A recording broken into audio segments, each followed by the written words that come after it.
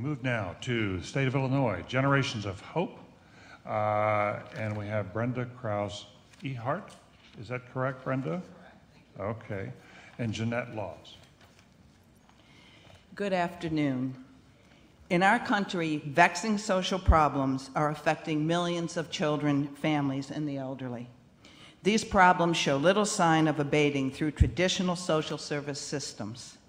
For this to change, there must be recognition of the importance and potential of caring intergenerational relationships within communities. Generations of Hope created the neighborhood of Hope Meadows to address problems related to the adoption of our most vulnerable children in foster care. Recognizing that these children, like all children, need strong families and strong families need strong communities, the basic strategy of Hope Meadows is to facilitate and support naturally emergent relationships and lifetime commitments across generational lines. Unlike traditional social services that intervene in the community, at Hope Meadows, the community itself is the intervention. Here, the old-fashioned idea of a cohesive, caring neighborhood is transformed into a purposeful intervention that spans several domains. It is at once a licensed state agency, a family neighborhood, a social service program, and a housing project. At Hope Meadows, elders have children to care for and who care about them, as well as a safe and affordable place to live. And over 90% report improvement or no change in health status. Parents can count on 24/7 support from neighbors for the often overwhelming task of providing care to special needs children. And foster children find an end to the long series of temporary placements and painful disruptions. 90% have found a permanent place to call home. As we move forward in replicating our model, federal, state, and local governments are taking notice. They're beginning to realize that under the right circumstances, everyone, including extremely vulnerable children and youth, parents from all walks of life, and aging baby boomers, all are capable of helping to enrich and maybe even transform the lives of those around them. The W.K. Kellogg Foundation has generously provided a grant to further the replication of hope, which has begun in several states. We also are beginning to adapt the model to the needs of other populations, including youth aging out of foster care and those transitioning from juvenile justice. In conclusion, it is not necessary that the prospect of having a child enter state care be made into something joyous and welcome, but neither should it send chills down one's spine. In failing to provide for vulnerable children in need of enduring relationships, we also fail those who still harbor faith that government can be made to function well in caring for children. Generations of Hope is demonstrating that government can work to solve seemingly intractable social problems by supporting what we always have known. It's the ordinary magic of strong families and healthy communities that truly can make the difference in people's lives. And now for Jeanette, a Hope parent. Good afternoon, ladies and gentlemen. It's said that take a village to raise a child. This concept is applicable to today. However, the village is no longer defined by the boundaries of a particular geographical area. In order for Generations of Hope to succeed, the borders had to be enlarged to encompass federal, state, and local government, including child welfare, the academic community, the extended community, and the intergenerational community. The rite of pen, I came, I saw, and I conquered. Many children came and could not see. They had not been shown. We came and we saw, and with the entire village, we conquered. How? Through love, nurturance, commitment, patience, hard work, and by example, we created a sense of trust, security, stability, lifelong learnings, and lifetime relationships. Not Generation of Hope relationships, but genuine relationships. Some children have come of age and went to college, moved away, but maintained those relationships. Some grandparents have married, moved away, but yet maintained those relationships. My 5-year-old said to his 83-year-old Hope grandma, "Grandma, don't worry. I talked to God, And I told him, when you die and go to heaven, to let the angels take care of you until I get there. I'll know what to do. This is not for everyone, but it is for someone. So whether you be of the governmental, including child welfare, the academic, the community, or the intergenerational aspect of the village, it does take an entire village to raise a child. Not super people, just ordinary people doing extraordinary things.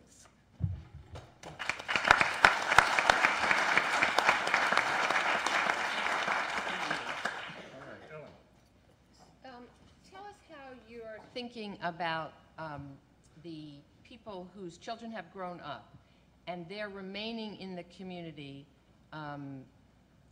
without being adoptive parents or foster parents, and in terms of the sustainability issue and also the question of the empty homes you have now. So how does this community sustain itself over time? Okay. The idea from the beginning was that eventually these children would grow up, leave the nest. We want them to be able to come back yet to their home and community. However, the homes that we have for our families are large homes, 3,600 square feet, and we know there's always going to be children who need those homes. So the idea is that they basically would move across the street and become into the senior housing and become mentors to the new families moving in. Some of our families will leave, some have left. So I think that for the most part, will take care of itself. Some can remain there, others will leave. We now have family that moved there for one of the very first families, and they're talking about looking 7 years down the road. They've already been there for 12 years. That maybe they can come up with a way of taking care of some of the seniors who by that time maybe will not be able to live by themselves. So the program evolves every day, and every day we're thinking of these things, and with the whole community, we've yet not to find solutions. It's really the limit of everyone's imagination. Besides, let me add to that from a parent's point of view. Besides that, on April 24th, I entered into my 13th year, so I've been there from the beginning. I have a 17 and an 18-year-old, which will soon, of course, be moving on. But I also have a 6 and a 7-year-old. So I am going nowhere. I have a long ways to go. A lot of the children who have moved on, their parents still have younger children. So because they've moved on, they still have to get the younger children to that point. Thank you. Lee? Have you thought about the possibility of moving the ideas of the three-generational community village into a more urban setting, into a less isolated setting? And what would be the pros and cons of doing that rather than an abandoned Army base? The con is that we know the rural model and we don't know the urban, so we're going to have to learn that. But right now, we are working in Portland, Oregon, right in the heart of the city, and the city itself has identified 2 acres. They're taking down a school that is no longer a viable school. It's very old, and are going to build a Hope community right in the heart of the city on that acreage. And so we obviously will be working with them to see how that evolves. So a clear advantage to an urban model versus a more rural model, I believe, is that you will have a much larger population of people to draw upon, to be your parents, to be your seniors, although seniors has never been a problem. They come from all over the United States wanting to live there. But you will have, and also you'll have a larger population drawn in terms of staff. Our staff is very, very small, but it really takes a special staff to be able to acclimate to really the uniqueness of this program, which is really and what I mean by that is it's pretty much a bottoms-up program.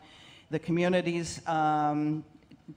comes up with the ideas, and our job is to facilitate their ideas and make them happen.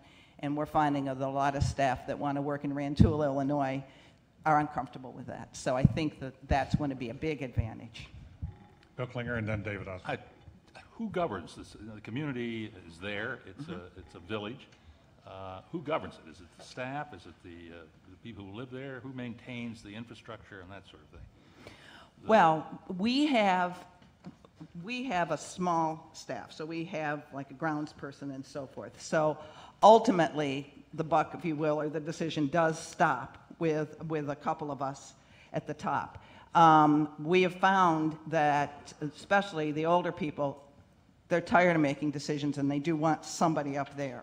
But most of what goes on, the activities that go on and so forth, are coming from the community, not from the staff. But there is a staff. You know, there is a director, there's a board of directors. We're part of the Illinois Department of Children and Family Services, so we have licensing and all of those kinds of things that we have to follow. David? You were donated the abandoned military facility, is that right? No, it's not. How much did you pay for that? You might think it's donated. We paid $215,000 for 20 acres, 80 housing units. Okay. And, you know, it's hard for me to sort the numbers, but it seems, based on what the information we've got, like it costs roughly $20,000 per child per year to maintain this. How does that compare to alternatives, and is it a price tag that makes it really difficult to replicate elsewhere? Okay. I think there's two parts to that question.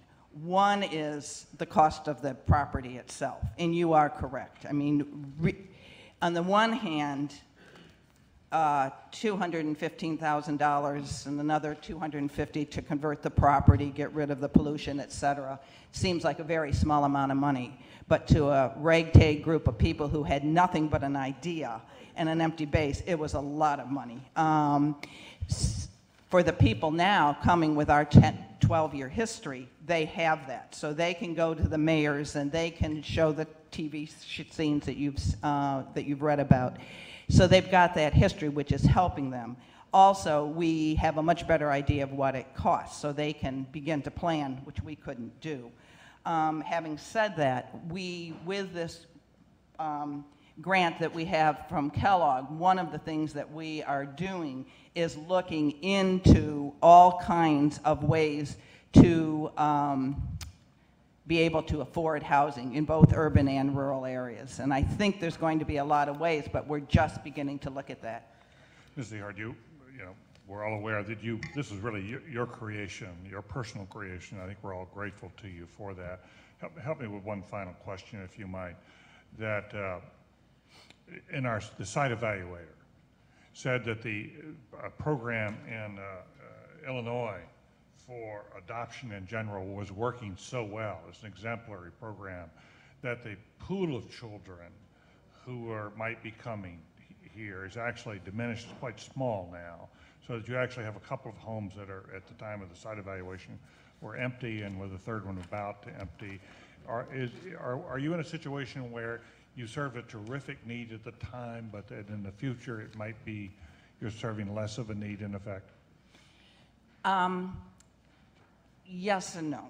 We purposely have not done active recruitment of two families in the last few years because the children that we took in the early 90s are now entering their teenage years. And so many of the programs that the community created when the kids were 5, 6, and 7 are not appropriate for 15, 16, 17-year-olds, Jeanette's oldest group. And so we wanted some time, and our seniors are also getting older, so we wanted some time to really reflect on what was working, what wasn't working, what we needed to do to support the children and the older people and the families that were there. So we purposely did not specifically go out and recruit. Now we're just beginning to look at who is available in the state of Illinois in terms of kids in foster care, and that population is dramatically different than it was when we started in 94. Dramatically smaller? Oh, it's much smaller. It's now 18,000. When it peaked a couple years into our program at 53. We had 1,000 children a month coming to foster care in Illinois for 3 years in the early 90s. That's not happening now. So most of that 18,000, I believe the statistic is 50% are over 14. So we're looking at that to decide whether we want to recruit families, because there still are some younger children. This program wouldn't be appropriate for, probably, for a 15-year-old or too many. If we decide not to do that, there is tremendous interest now coming, both actually from the state of Illinois and from other states, for us to begin to adapt our model, as I said, to other groups, including kids moving out of the juvenile justice system and have no place to go, and kids aging out of foster care. We could change our program to do that because, excuse me, because as long as you've got housing, it's critical. And we have this housing and we have the seniors. So, you know, in any state, I think I would hope that eventually you wouldn't have a need for our program. I mean, in terms of foster kids. It looks like that might happen here. It looks like it might happen in New York City, having talked to people this morning. And, you know, in one sense, that is absolutely fantastic. But there's always going to be a need. We're always going to have children and youth who need families and community. And I think, and we're always going to have seniors who want to help with the problem of those youth. So I think it's like everything else with our program. It'll continue to evolve. We'll work with others, and we'll adapt. Thank you very much, and congratulations on your Thank you very much.